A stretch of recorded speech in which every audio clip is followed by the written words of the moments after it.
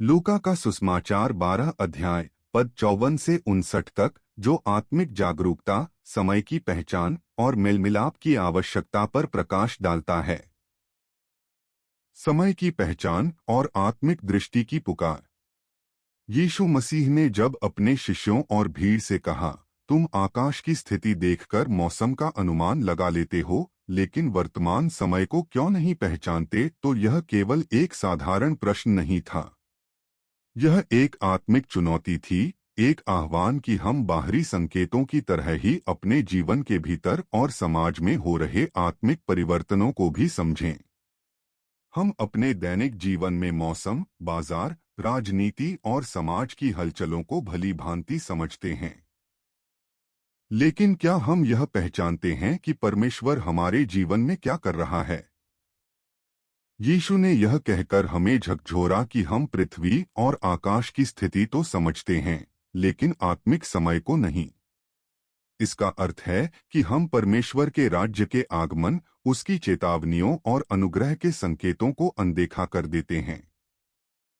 यह वचन हमें आत्मनिरीक्षण के लिए प्रेरित करता है। क्या हम अपने जीवन में परमेश्वर की उपस्थिति को पहचानते हैं? क्या हम समझते हैं कि यह समय पश्चाताप, मेलमिलाप और आत्मिक जागृति का है? न्याय और मेलमिलाप, परमेश्वर के सामने खड़े होने की तैयारी। आगे यीशु कहते हैं, जब तुम अपने विरोधी के साथ न्यायाधीश के पास जा रहे हो, तो मार्ग में ही उससे मेल कर लो। यह एक गहरी आत्मिक सच्चाई को दर्शाता है। विरोधी केवल कोई व्यक्ति नहीं, बल्कि वह दोष, वह पाप हो सकता है जो हमें परमेश्वर के न्याय के सामने दोषी ठहराता है। यीशु हमें सिखाते हैं कि हम अपने जीवन में उन बातों को सुलझा लें जो हमें परमेश्वर से दूर करती हैं। चाहे वह किसी व्यक्ति से अनबन हो या हमारे भीतर का अपराध बोध, हमें उसे स्वीकार कर क्षमा मांगनी चाहिए। क्योंकि जब हम परमेश्वर के न्याय के सामने खड़े होंगे, तब कोई बहाना काम नहीं आएगा। आत्मिक जागृति की आवश्यकता। इस वचन का मूल संदेश आत्मिक जागृति है।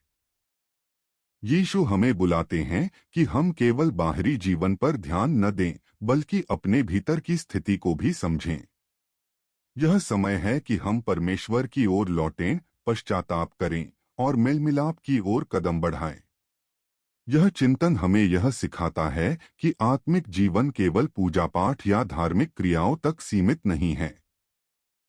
यह एक जीवंत संबंध है, परमेश्वर के साथ, दूसरों के साथ और अपने भीतर की सच्चाई के साथ।